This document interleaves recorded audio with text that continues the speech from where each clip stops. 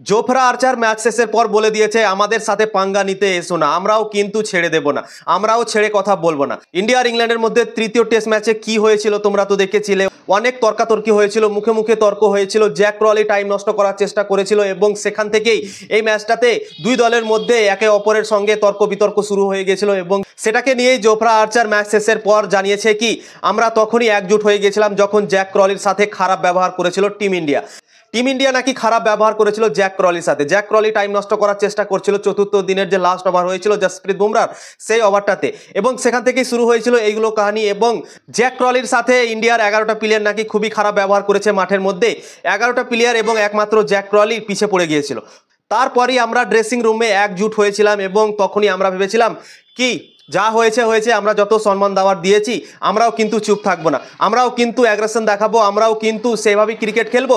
এতদিন তো আমরা ভারতীয় দলকে সম্মান দিচ্ছিলাম, ভালোভাবে ঠিকঠাকভাবে বোলিং করছিলাম, কোনো কিছুই বলছিলাম না, কিন্তু টিম ইন্ডিয়া যে কাজটা করলো সেটাতে আমরা অনেক দুঃখিত হয়েছি এবং আমরাও কিন্তু আর ছেড়ে কথা বলবো না, আমরাও কিন্তু চার্জড আপ হয়ে মাঠে নামবো। এবং সেটাই দেখতে পাওয়া গেল। ইংল্যান্ড দল ব্যাটিং করতে নামলো, তারপর কিন্তু ব্যাটিং তাদের ভালো হলো না, তারা খুব একটা বেশি রানও করতে পারলো না, কিন্তু তারা বোলিংয়ে চার্জড আপ হয়ে এসেছিল, অনেক কনফিডেন্স হয়ে এসেছিল এবং অনেক এনার্জি তাদের দল থেকেও দেখতে পাওয়া গেল। ভারতীয় দল যেভাবে এনার্জি দেখিয়েছিল এবং ইংল্যান্ডকে 192 রানে অল আউট করে দিয়েছিল। তারপর ইংল্যান্ড যখন বোলিং করতে এলো তখন জোফরা আর্চার কি পারফরমেন্স দিল। প্রথমে এসএসবি জয়সওয়ালকে আউট করলো, তারপর ঋষভ পান্তকে আউট করেছিল এবং দুর্দান্তভাবে ওয়াশিংটন সুন্দরকেও আউট করেছিল। তো 3টে উইকেট সেকেন্ড ইনিংসে জোফরা আর্চার নিয়েছে এবং ম্যাচ শেষের পর এগুলো কথা জানিয়েছে কি জ্যাক ক্রলির সাথে খারাপ ব্যবহার করেছিল এবং সেটা আমাদের ভালো লাগেনি।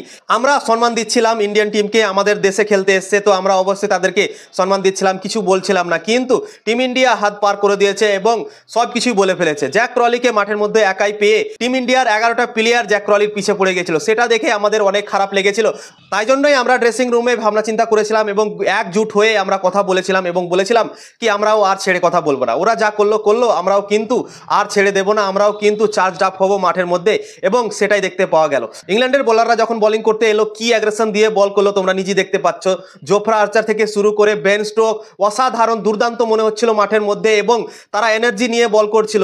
বেন স্টোক তো একসাথে 9 ওভার 3 বল করেছে, তোমরা ভাবতে পারছো লাগাতার 9 ওভার 3 বল, একটা ফাস্ট বোলার 9 ওভার 3 বল করছে, মানে বুঝতে পারছো কতটা সে কনফিডেন্স হয়েছিল এবং কতটা এনার্জি নিয়েছিল সে। তো এনার্জির জন্য এটা করতে পেরেছে বেন স্টোক এবং দুর্দান্ত বোলিং বেন স্টোকও করেছে, জোফরা আর্চারও করেছে। এবং জোফরা আর্চার টিম ইন্ডিয়াকে ওয়ার্নিং দিয়ে দিয়েছে কি তোমরা যদি আমাদের সঙ্গে এরকম করো কিন্তু আমরাও কিন্তু ছেড়ে কথা বলবো না, জোফরা আর্চার বলে দিয়েছে টিম ইন্ডিয়াকে।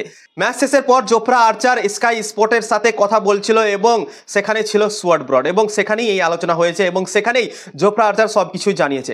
ঋষভ পান্ত যখন ব্যাটিং করছিল তখন জোফরা আর্চার কি একটা বলেছিল ঋষভ পান্তকে এবং সেটাকে নিয়েই স্টুয়ার্ট ব্রড জিজ্ঞাসা করেছিল কি ঋষভ পান্তকে তুমি কি বলেছিলে।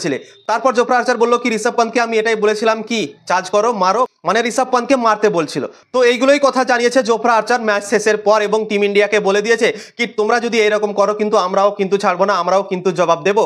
এবং টিম ইন্ডিয়াকে তারা জবাব দিল এবং 193 রান করতে দিল না এবং দুর্দান্ত বোলিং পারফরমেন্স করলো এবং 22 রানে তারা ম্যাচ জিতে গেল। এর আগে আমরা এরকম বোলিং দেখতে পাইনি ইংল্যান্ডের তরফ থেকে। ইংল্যান্ডের বোলাররা অনেক সংঘর্ষ করেছে, অনেক মেহনত করেছে এর আগের ম্যাচগুলোতে, কিন্তু টিম ইন্ডিয়াকে ফেলতে পারেনি, অল আউট করতে পারেনি ঠিকঠাকভাবে এত কম রানে। কিন্তু এই ইনিংসে তারা 193 রান করতে দিল না। তো তোমরা ভাবতে পারছো কতটা এনার্জি নিয়ে তারা বল করেছে। তো এটাই জানিয়েছে জোফরা আর্চার কি আমরা অনেক চার্জড আপ হয়ে গেছিলাম, অনেক এনার্জি নিয়ে বল করেছি।